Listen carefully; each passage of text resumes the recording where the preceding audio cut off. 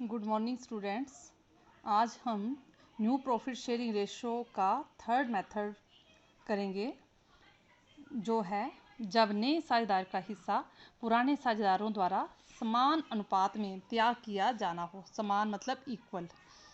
When new partners share is contributed by old partners in equal ratio।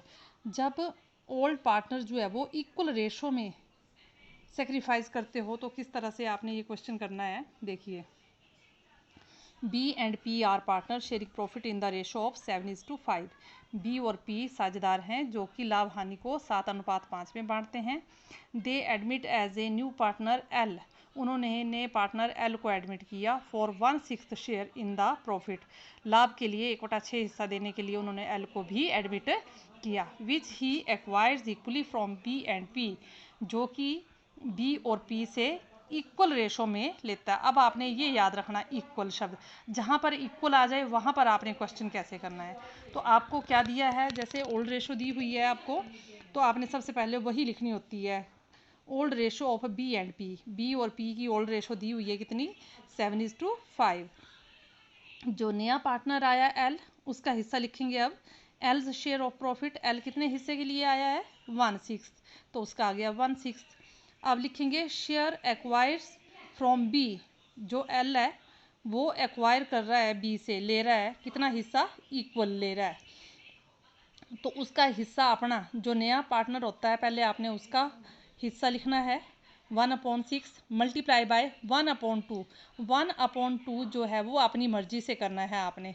दोनों बराबर बराबर दे रहे हैं, कंट्रीब्यूट कर रहे हैं, तो 1/2 बी देगा और 1/2 जो है वो पी देगा। इसलिए जो नया पार्टनर आया है उसके हिस्से को हम 1/2 से मल्टीप्लाई करेंगे, जो कि आ जाएगा 1/12।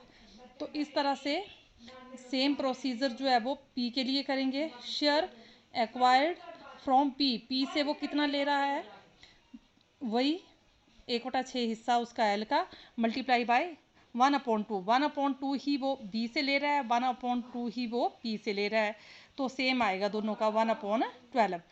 अब आपने क्या करना है, बीज न्यू शेयर। अब बी का नया शेयर क्या बनेगा, उसका ओल्ड शेयर 7/12 माइनस उसने कितना उससे कितना एक्वायर किया उसने, 1/12। तो डिनोमिनेटर इनके सेम है तो एलसीएम निकालने की ज़रूरत नहीं है, डायरेक्ट आप लेस कर सकते हैं। 7 में से 1 गया 6/12। ये बी की न्यू रेशो आ गई। उसी तरह से पी का न्यू शेयर भी निकाल लेंगे, पी का ओल्ड शेयर माइनस पी ने share acquire from P, P से उसने कितना लिया 1/12। तो 1/12 आपने यहाँ से भी लेस कर देना है, तो ये सेम है, तो ये आ गया 4/12। तो इस तरह से NPSR यानी कि new profit sharing ratio of B, P and L की क्या आ गई, इसका आया 6/12 B's new share. P's new share आया 4/12 और जो एल है उसका दिया हुआ है 1/6। अब इसको भी 12 बनाने के लिए 2/2 से मल्टीप्लाई करेंगे तो इसका आ जाएगा 2/12। तो इस तरह से रेशो आ गई 6:4:2। अब इसको और ब्रीफ कर दो तो 2 के टेबल से ये सारे चले जाएंगे। 2 3 ज़ा 6, 2 3 ज़ा 6, 2 2 ज़ा 4, 2 1 ज़ा 1।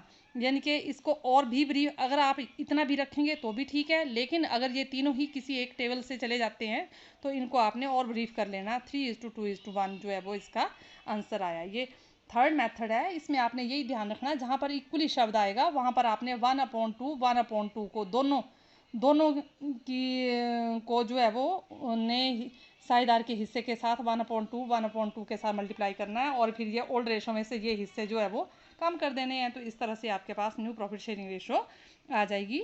अब मैं होमवर्क के लिए 2 क्वेश्चन दे रही हूँ, वो आपने मुझे करके भेजने हैं। Thank you.